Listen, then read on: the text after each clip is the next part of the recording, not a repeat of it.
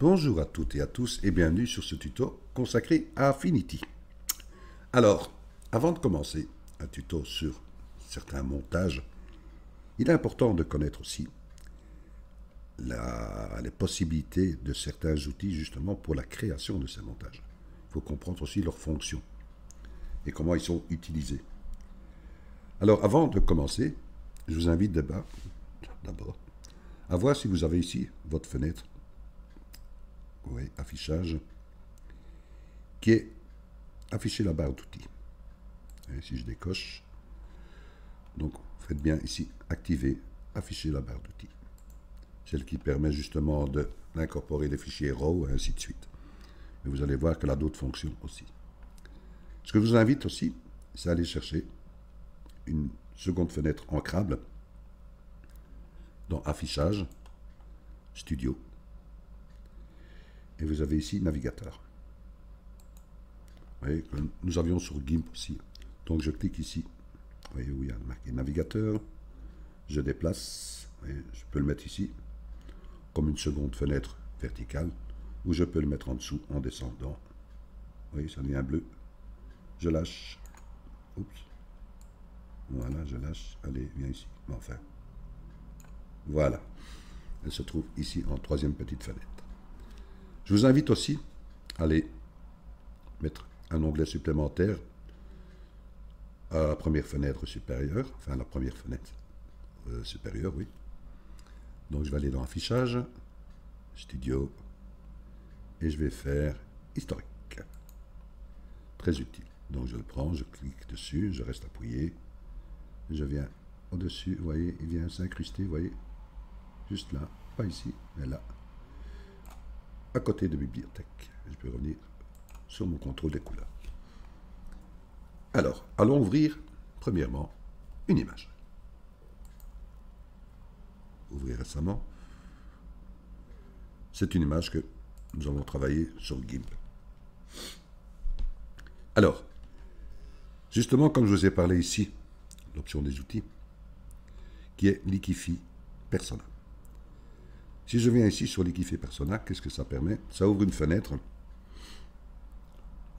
une seconde fenêtre, vous voyez ici, avec d'autres paramètres. Vous avez une grille, vous voyez, vous pouvez décocher, afficher la grille ou pas. J'en parlerai de ça bien sûr dans un prochain tuto, les fonctions, afficher la grille, pourquoi, et cette grille aussi. Regardons surtout ici par rapport à quelques outils. Donc je vais décocher d'abord la grille. Qu'est-ce que cela permet?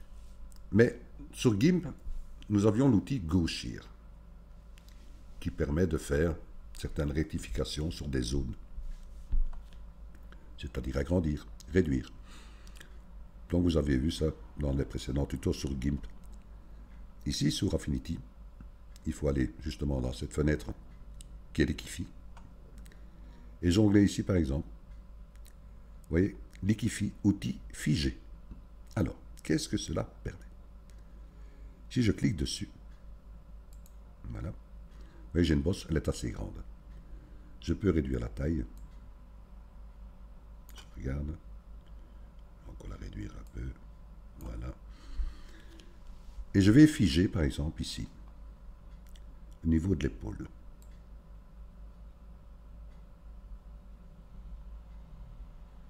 Vous voyez, ici et là. Je vais prendre aussi, par exemple, le visage. Je vais prendre ce qui est la peau, en fait. Voilà. Je vais figer cela.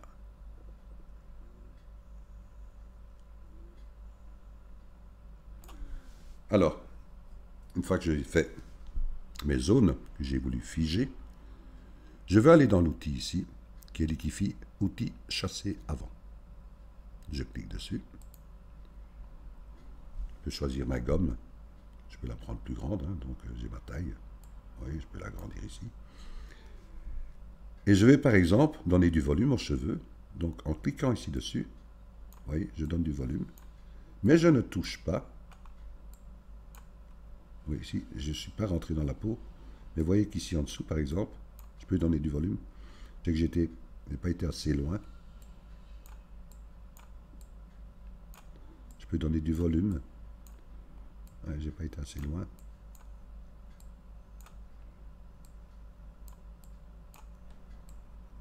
Ça fige en fait les zones que vous avez peint, justement pour ne pas étirer. Vous voyez, si par exemple je viens ici et que je tire sur les cheveux, vous voyez, je tire la peau. Vous voyez. Donc si je vais peindre par exemple, et faire l'expérience, je vais réduire ma taille, et je vais peindre ici. Je vais voir ce que ça donne.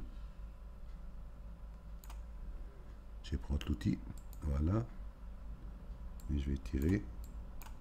Vous voyez, ça ne sort pas ma peau, vous voyez. Il faut le faire bien à votre aise. C'est tous des petits exemples, comme l'outil GoShear que nous avions sur GIMP. Voilà ici la fonction qui peut être utile, cet outil de figer certaines parties, certaines zones de ce que vous voulez agrandir, réduire, ou ainsi de suite. Donc vous avez plusieurs outils ici. Donc, voilà ce qui est bien ici aussi, c'est qu'une fois que vous avez été satisfait, vous pouvez faire appliquer. Oui, donc il va s'appliquer. Vous pouvez faire annuler. Voilà. Donc il revient automatiquement sur notre fenêtre de photo personnelle. Alors, une autre fonction. Nous avions l'outil contigu qui était sur GIMP qui permettait justement de sélectionner une zone de couleur qui était la baguette magique. Si je viens ici, sur l'outil de sélection par dispersion, et je clique dessus. Si je fais un clic sur une couleur, je sais bien sur mon personnage, une partie d'une couleur, je fais un clic, pouf, il me donne toute cette sélection. C'est énorme. Pourquoi? Mais comme sur GIMP, nous pouvions travailler avec les seuils. Ici, nous allons travailler avec la tolérance. La tolérance, je peux la varier en cliquant sur la petite flèche et jouer ici, vous voyez, avec sa tolérance. Si par exemple, je vais maximum. Mais je peux aussi, je fais un petit clic à côté, si je fais 35, vous voyez qu'il va prendre beaucoup plus encore. Hein. Allez, j'y viens. Il ne veut pas. Oui, non, il ne veut pas là. Ah, il m'a fait un petit point. Oh, je suis à tolérance 1, pardon. Donc je peux aussi cliquer ici par exemple sur tolérance, je reste appuyé avec le clic gauche de ma souris et je tire vers la droite ou vers la gauche, vous voyez. Si je prends 27 par exemple, je fais un clic, vous voyez, il prend plus. Je vais descendre par exemple à une tolérance de 6 par exemple. Ah, vous voyez, je prends des zones par rapport à sa tolérance, qui était le seuil sur GIMP. Vous voyez. Je peux aussi, vous allez voir que si je fais un clic gauche sur une zone, avec un clic gauche de ma souris, et je reste appuyé, je tire, vous allez voir en même temps que ma tolérance, elle joue. Donc je vais le faire assez longtemps que vous pouvez voir. Vous voyez, je tire, regardez ma tolérance qui bouge, vous voyez. Je peux choisir vraiment comme je le désire. Oui, c'est intéressant. Ça, c'était comme l'outil contigu sur GIMP. Mais nous avions aussi l'outil qui était l'outil de sélection par couleur. C'est-à-dire que au moment où vous aviez cet outil et que vous sélectionnez une zone, ben, il prend plusieurs zones de la même couleur. Vous voyez qu'ici, comme l'outil contigu, il sélectionne qu'une zone. Vous voyez? Par contre, si je clique sur continue ici, je décoche ici, et je vais refaire la même chose. Vous voyez comment déjà à donner ici, j'ouvre un peu plus. Vous voyez, il va chercher plusieurs jaunes de la même couleur que j'ai sélectionné. Comme qui était l'outil par couleur sur GIMP. Outil de sélection par couleur. Il y avait l'outil de sélection contigu qui sélectionnait qu'une zone et l'option de sélection par couleur qui sélectionnait plusieurs zones, comme ici, juste en décochant ici le continu. Vous allez me dire, ah, mais c'est pas mal. C'est un exemple. Si on veut, par exemple, je vais ici, par exemple, aller dans sélection et désélectionner, qui est le contrôle D. Toujours intéressant d'avoir des sélections et des raccourcis. Alors, qu'est-ce que cela permet? Je vais créer un calque. Donc, pour créer un calque, je viens ici, ajouter un calque pixelisé. Voilà. Je peux peindre ce calque. Vous voyez qu'ici, j'ai une barrette de couleurs. Cette barrette de couleurs, je peux la changer. Je peux donner un autre aspect. Pour cela, il suffit de cliquer ici sur le petit pictogramme et choisir par exemple une roue. Voilà. Je vais choisir une couleur par exemple dans les oranges. Vous voyez, j'ai cliqué ici orange. Je peux encore jongler, vous voyez. Je vais prendre orange. Et je vais prendre mon pot de peinture. Je suis bien sur mon calque et je peins. Voilà. Et je vais descendre mon calque en dessous de mon personnage. Je prends, je le glisse en dessous. Voilà. Je réinitialise les couleurs avec la fonction D. Nous avons vu ça dans les précédents tutos sur Affinity. Donc je clique sur la lettre D de mon ordinateur. Voilà, les couleurs sont initiales. La lettre X permet de changer, intervertir les couleurs, passer du premier plan à l'arrière-plan. Vous voyez, X. Ou juste la petite flèche ici, comme vous voulez. Jusque-là, tout va bien. Je reviens sur mon calque de mon personnage et je vais reprendre ici mon outil de sélection par dispersion. Voilà. Je vais réactiver ici le continu, pardon. Voilà. Et je vais sélectionner, je vais tirer ma couleur. Je prends, je tire. Je viens jusque sur mon personnage. Et comme nous faisions auparavant sur GIMP, une fois que j'avais sélectionné une zone de couleur, je faisais supprimer de mon clavier. Donc je fais supprimer de mon clavier. Donc je fais ici maintenant, vous voyez, j'ai une sélection. Je vous ai dit que le raccourci pour enlever la sélection est CTRL-D. Donc je fais CTRL-D. Voilà. Vous me dites, oui, c'est pas très joli. C'est vrai. C'est là que nous avons encore une fois la fonction ici historique. Je clique dessus. Et revenir en arrière. Vous voyez, je peux revenir comme ceci. Voyez, ou aller chercher une fonction, juste ici, mon pot de peinture que j'ai mis, et j'ai déplacé mon pot de peinture, je peux cliquer dessus, oups, voilà, il revient, justement, mes valeurs comme j'avais mis auparavant. Je peux revenir sur mes couleurs. Je vais refaire la même fonction. Je suis bien sur l'outil. Je vais prendre ma zone. Hop, qu'est-ce qui s'est passé? Mais il est passé sur mon calque de couleur, donc je reviens sur mon calque de mon personnage et je refais ma sélection. Et avant de faire supprimer de mon clavier,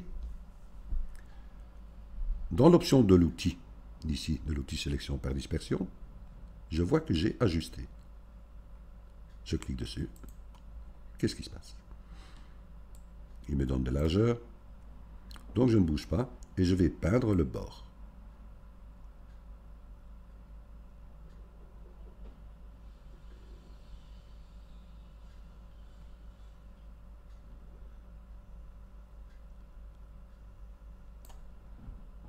Voilà, je suis satisfait, je fais appliquer.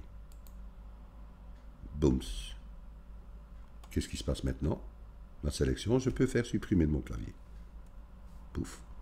Je fais CTRL-D, enlever la sélection. Oui, c'est nettement déjà mieux. Vous me dites, je peux faire la même chose avec l'autre côté, mais vous voyez qu'il y a quand même pas mal de mèches. Vous pouvez faire des tests, hein? Voilà, c'est le but. Amusez-vous. Sinon, vous avez aussi l'autre fonction que nous avons vue auparavant sur Affinity pour le détourage, qui était toute simple, qui était de venir sur l'outil de pinceau de sélection. Voilà. De prendre une sélection, je vais la prendre. Je fais un clic gauche, je tire, j'ai une sélection, doup. Vous voyez que ma sélection, elle rentre dans mon personnage.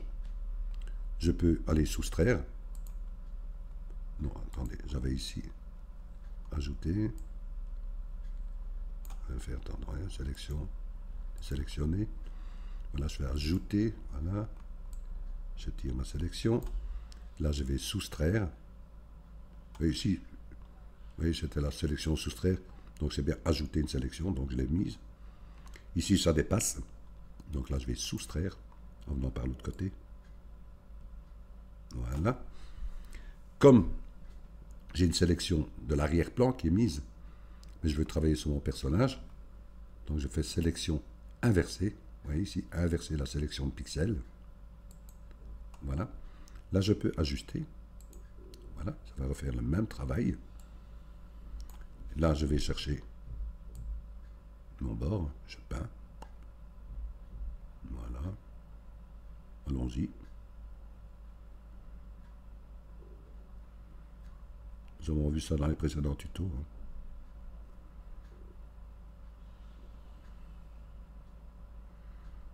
Voilà.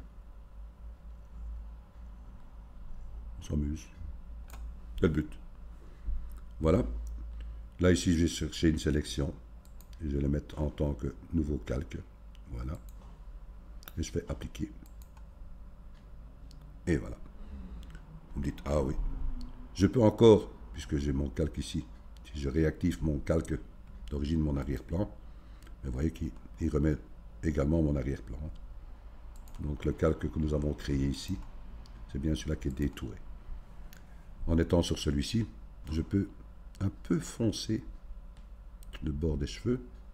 Comment cela faire? Vous avez ici dans l'option, enfin, dans les pictogrammes, effet de calque. Là, vous pouvez aller dans ombre interne. Je clique dessus. Et vous allez voir que si je joue avec le rayon, regardez bien ici le bord de mes cheveux.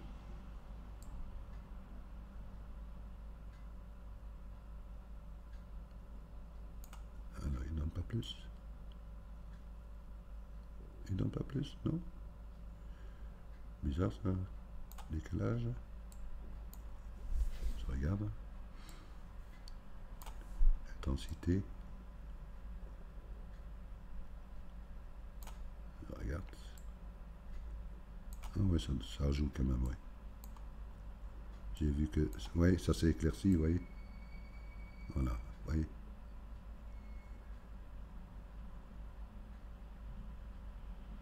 Des petits exemples. Là, je peux fermer. Voilà une bonne chose. Voilà tous des petits exemples par rapport ici à l'outil qui était au départ l'outil de sélection par dispersion, qui était l'outil de sélection contiguë ou l'outil de sélection par couleur sur GIMP. Donc, voilà une bonne chose. Revenons en arrière. Historique. Je peux revenir ici. Voilà. Pot de peinture déplacé. Je reclique dessus. Revenir. Voilà. Là, je vais prendre une couleur de nouveau. Je vais reprendre de nouveau mon orange. Et je vais peindre. Voilà. Alors, qu'allons-nous faire maintenant? Revenons sur notre calque. Voilà. Allons regarder ici un peu les brosses. Les brosses est très important. Et surtout aussi, si je vais prendre par exemple une brosse,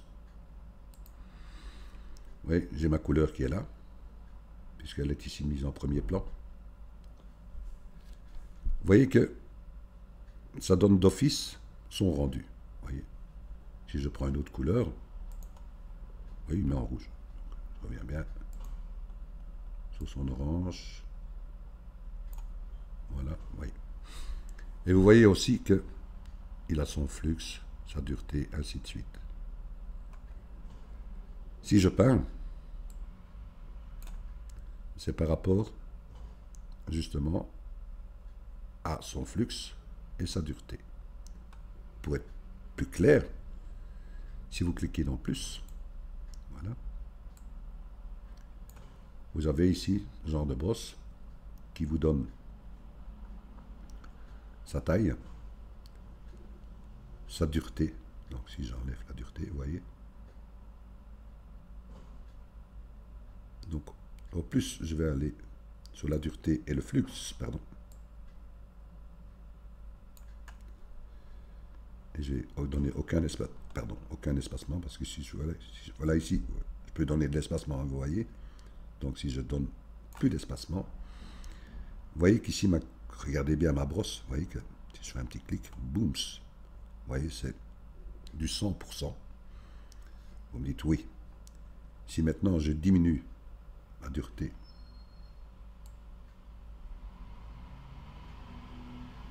je vais la mettre ici, et le flux aussi.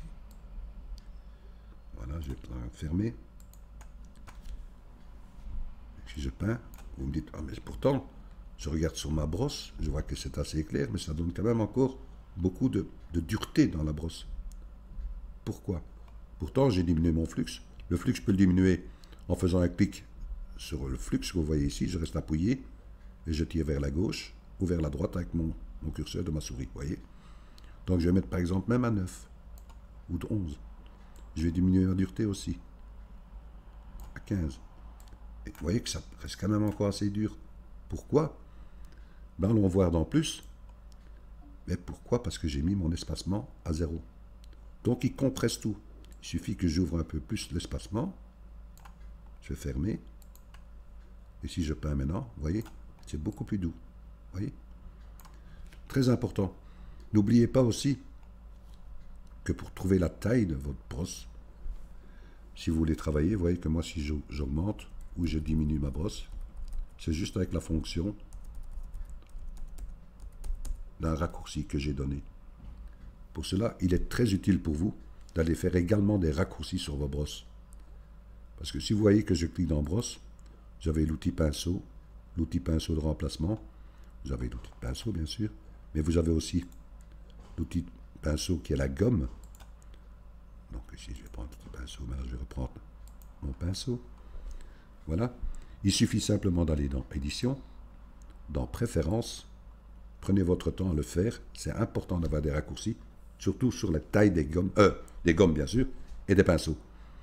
Donc allez dans raccourci clavier, voilà. Vous voyez fichier ici, vous cliquez sur fichier, et vous avez ici, vous voyez, l'outil pinceau effaceur, enfin effacé, c'est la gomme. Donc je vais prendre l'outil pinceau avec lequel je suis occupé, je fais un clic dessus, il me donne le raccourci, vous voyez que moi j'ai donné A pour augmenter, et Z, puisque c'est mon clavier AZERTY, donc j'en mets l'une à côté de l'autre, pour réduire la taille. Donc amusez-vous déjà à trouver vos petits raccourcis pour la taille de votre brosse, c'est important, et vous allez moins vous tracasser à aller chercher ici la largeur, et ainsi de suite, faire un petit clic, regarder la taille, et ainsi de suite. Il suffit simplement, avec le A, Z, où je reste appuyé, vous voyez. Beaucoup plus facile. Une bonne chose. Alors, je vais revenir ici maintenant sur mon historique. Je reviens. Pour peinture. Voilà. Qu'allons-nous voir aussi? Nous allons voir ici, par exemple, maintenant, la création d'un masque de calque. Alors, pour ce faire, allons créer ici, vous voyez, masque de calque. Donc si je clique dessus en étant bien sur mon personnage, je fais un clic, qu'est-ce qui se passe? Vous avez vu qu'au moment où j'ai créé un masque de calque, mes couleurs ont été réinitialisées en noir et blanc. Ce qui est utile, puisque quand nous travaillons sur un masque de calque, nous travaillons avec les opacités qui est la couleur blanche, et la transparence qui est la couleur noire. Donc automatiquement, ici, Affinity, au moment où vous créez un calque, mais il vous donne les nuances, avec les nuances de gris, pour atténuer sa transparence. Donc ici, je clique sur la petite flèche, vous voyez que mon masque de calque se trouve là. Si je clique sur mon personnage, les couleurs vont revenir initiales. Vous voyez? Donc je travaille bien sur les couleurs. Je travaille sur mon masque de calque, il retravaille avec ses nuances. Là, je vais chercher par exemple du noir, vous voyez? Je clique, je jongle avec mon curseur de ma souris. Si maintenant je vais chercher par exemple du gris, vous voyez? Je peux faire avec la fonction D de mon clavier que nous avons vu dans les précédents tutos sur Affinity. Il va réinitialiser les couleurs, vous voyez, en noir et blanc. Et le X permet d'intervertir le blanc et le noir. Vous voyez, blanc et noir. J'ai mis le noir en premier plan. Pourquoi faire? Pour donner de la transparence. Je vais donner par exemple ici, en étant sur ma brosse, et je peins, vous voyez. Je donne de la transparence sur mon image de premier plan. Vous voyez? Vous voyez bien ici que mon masque de calque, il y a du noir qui est peint, c'est-à-dire qui met de la transparence pour faire apparaître mon arrière-plan. Mais regardez la subtilité aussi. Si je prends mon masque de calque, je clique dessus et je le sors au-dessus de mon personnage, vous me dites, mais qu'est-ce qui se passe? Eh bien, il active, il met de la transparence sur tous les calques. Vous allez dire, oh là, et justement, je vais vous montrer comment cela fonctionne aussi avec les calques de réglage. Donc ici, si vous voulez travailler sur un calque avec sa transparence, avec un masque de calque, faites-le entrer dans votre personnage, enfin dans votre calque, et jouez-le comme masque de calque. Ok? Donc ici, je vais revenir en arrière. Voilà. J'ai enlevé mon masque de calque. Et c'est là que vous allez bien comprendre les positions des calques. Si maintenant je prends mon calque ici de couleur, et je le déplace vers le haut, voilà, il vient en premier plan, et je vais jouer avec sa taille. Donc je vais prendre ici l'outil déplacer, je prends un coin, je diminue sa taille, voilà, aussi que sa largeur, voilà, que je mets ici. Je vais dupliquer ce calque en faisant un clic droit dessus et je fais dupliquer. Je vais prendre une autre couleur qui est du vert. Voilà, je vais prendre mon pot de peinture et je peins mon calque. Je vais prendre l'outil ici de déplacer et je vais déplacer mon calque. Et vous voyez, ce qui est bien, c'est que je peux le positionner pour trouver juste qu'il soit positionné au milieu de ma fenêtre, comme celui-ci. Je vais déplacer. Voilà, vous voyez. Il met juste une ligne, vous avez vu, horizontale. Vous voyez, taxe. Voilà. J'ai bien deux calques de couleur et mon calque d'arrière-plan. Si maintenant je viens ici sur mon calque, au-dessus, mon calque vert, et je vais jouer maintenant ici avec les calques de réglage qui se trouvent ici. Je prends un calque de réglage et je vais prendre par exemple le noir et blanc. Donc vous avez vu que mon personnage il est dans les tons plus ou moins rouges. Je vais jouer ici avec le rouge. Vous voyez, je donne un peu plus de sombre sur mon personnage.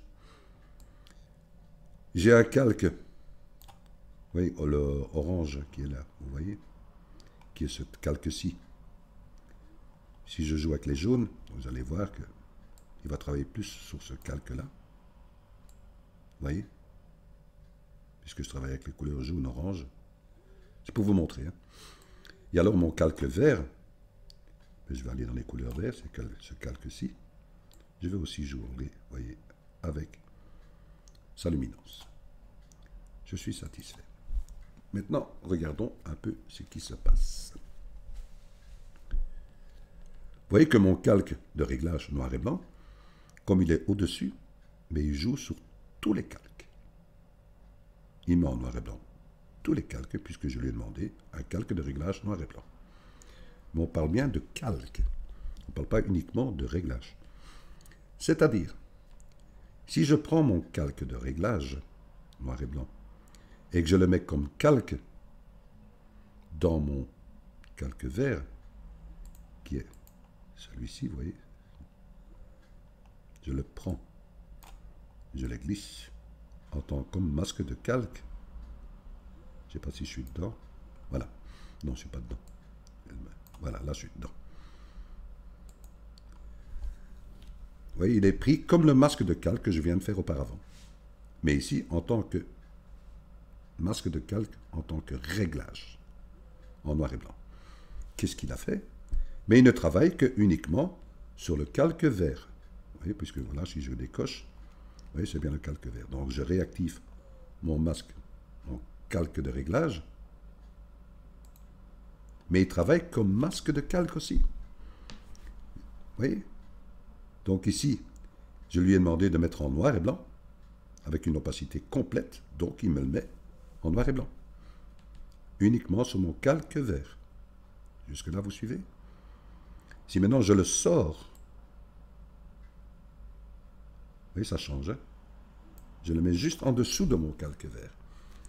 Ben, mon calque vert n'est plus actif par rapport à mon calque de réglage. Puisque mon calque de réglage fonctionne avec tous les calques qui sont en dessous de lui.